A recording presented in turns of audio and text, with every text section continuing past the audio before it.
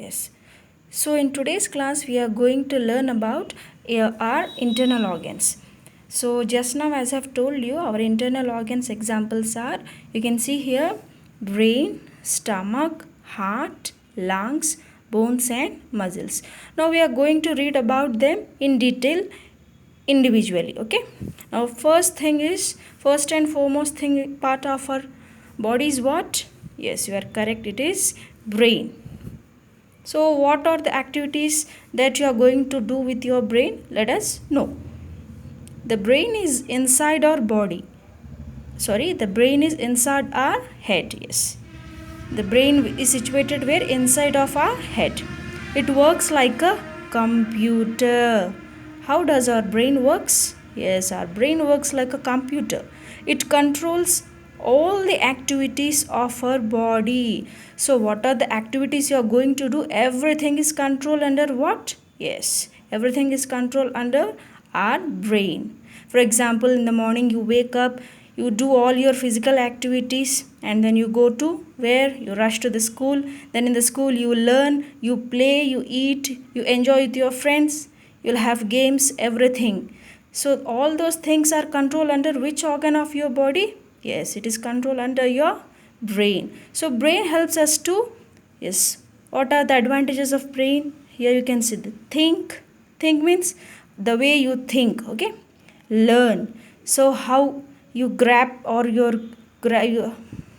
how fastly you are going to grasp the things easily, how you are going to learn. So all that depends upon your brain, and also how you remember. For example, if you prepare for an exam or an assignment, whatever, so or else for a speech or for in the assembly, if you prepare for anything, so all that whatever you prepare for the next day, all that has to be remembered. Yes or no?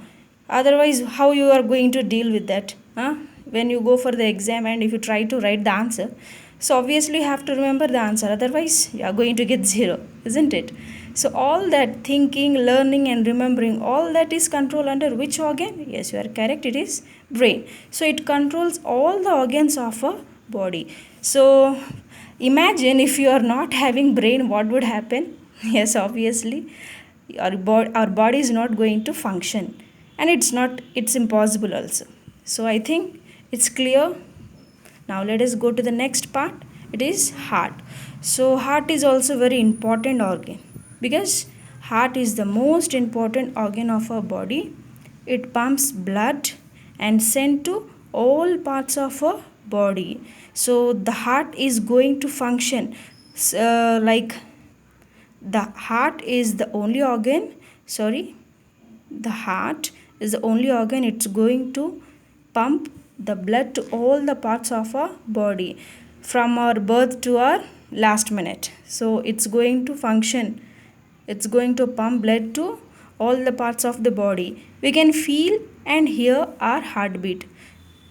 We can feel and hear our heartbeat. So whenever you feel, so whenever you feel feverish or if you are not well, so immediately you rush to the doctor, isn't it? So what the doctor will do, immediately he will take out his stethoscope and he will first check your pulse rate and heartbeat. So with that stethoscope also you can get to know about your sound of your heartbeat. And one more thing is that our heart beats gets faster when we run. So when we run, so today you just do this activity, just try to walk fast or run and just observe your heartbeat. So that is one activity you can do today. And another thing is that you just try to walk slowly, then you can observe your heartbeat. So it differs. Okay. Next is lungs. Lungs are one of the largest organs in our body. So you can see the picture of the lungs here. These two are called lungs. We have got two lungs. Okay. We have got only one brain, one heart, but two lungs. So let us see what are the usage of lungs. There are two lungs in our chest. As I have already told you, how many lungs are there? We have got two lungs. They help us to breathe. Breathe means what? You take in air and take out air. Isn't it? You take inside oxygen and get outside carbon dioxide. So that is only called breathing. So it is done with the help of which organ? Yes, with the help of lungs. And they fill up with air when we breathe in. So obviously, let us take an example of a balloon. So when you take the balloon from the shop, it will be like simply plain. And when you try to blow the air inside it, then it becomes enlarged. So that's what you can see. In the same way, when we breathe in, our lungs are filled with what? Air. Yes, our lungs are filled with air. Okay, now let us go to the next part, that is called stomach. So whatever you are eating, the food we intake, all that goes into which organ? Yes, it goes into the stomach. The food we eat goes into our stomach. The stomach digests the food we eat. The digested food helps us to grow tall and strong. So slowly when you are babies, then slowly by eating good food, natural food, then your body is going to develop. So with the help of the good food only, you are going to grow tall. Okay, otherwise you will remain short.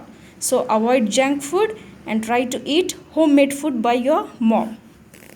And the food is digested. Digested means what? For example, I tell you, you eat in the morning for the breakfast, you take what? For example, dosa or idli, whatever your favorite dish. Then next day what you will do? You'll go for washroom, isn't it? Then how you ate, in the same way is it going to come out? No, na. So what's happening inside our body? As I've already told you in the previous class, that our body is like a machine. So what does our body do? So whatever the food we intake, it's going into the stomach and then it's going to be digested. Then we go to the washroom for the next day. Okay.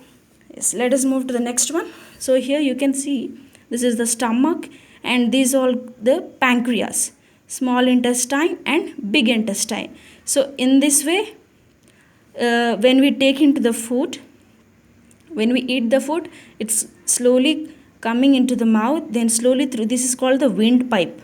So through this windpipe, again it's entering into the where? Stomach, and slowly into the small intestine, then the large intestine, then we urinate here. Okay, this is, you can know, you can see the picture. Okay, now the next part is bones and muscles. So our body consisted of what? Bones and muscles. You can see the both the pictures here. One picture is showing the skeleton, that is completely consisted of the bones, whereas another picture is showing it is the flesh. You can see the blood here. Okay, all these are called muscles. So our body requires both the bones and muscles.